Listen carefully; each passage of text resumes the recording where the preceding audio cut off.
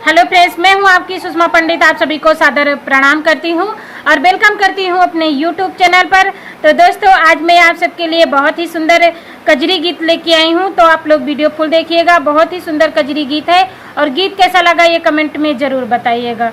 हमसे पूछे हमर चूड़ी और कंगनवा पिया, आई है कब सजनवा पिया ना। हमसे पूछे हमर चूड़ी और कंगनवा पिया, आई है कब सजनवा पिया ना। हमर सजले सिंगार पिया भैल बा बेकार, हमर सजले सिंगार पिया भैल बा बेकार। मनवा लागे नाही, मनवा लागे नाही घरे अंगनवा पिया, आई है कब सजनवा पिया ना। मनवा लागे नाही घरे अंगनवा पिया, आई है कब सजनवा पिया ना। हमसे पूछे हमर चूड़ी और कंगनवा पिया, यही है कब सजनवा पिया ना।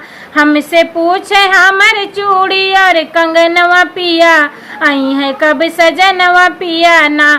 हमरे नैहरा छोड़ाया हमके बहुत सताया, हमरा नैहरा छोड़ाया हमके बहुत सताया।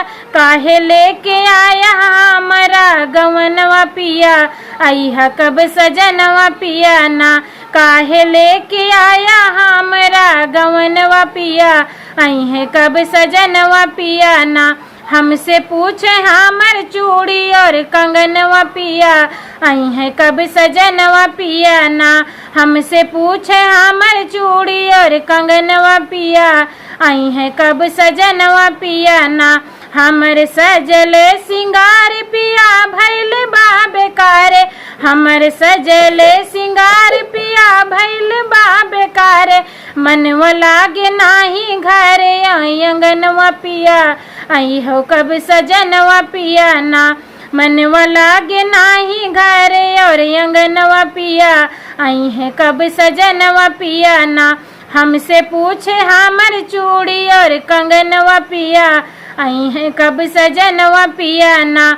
हमसे पूछे हमर चूड़ी और कंगनवा पिया, आई है कब सजनवा पिया ना।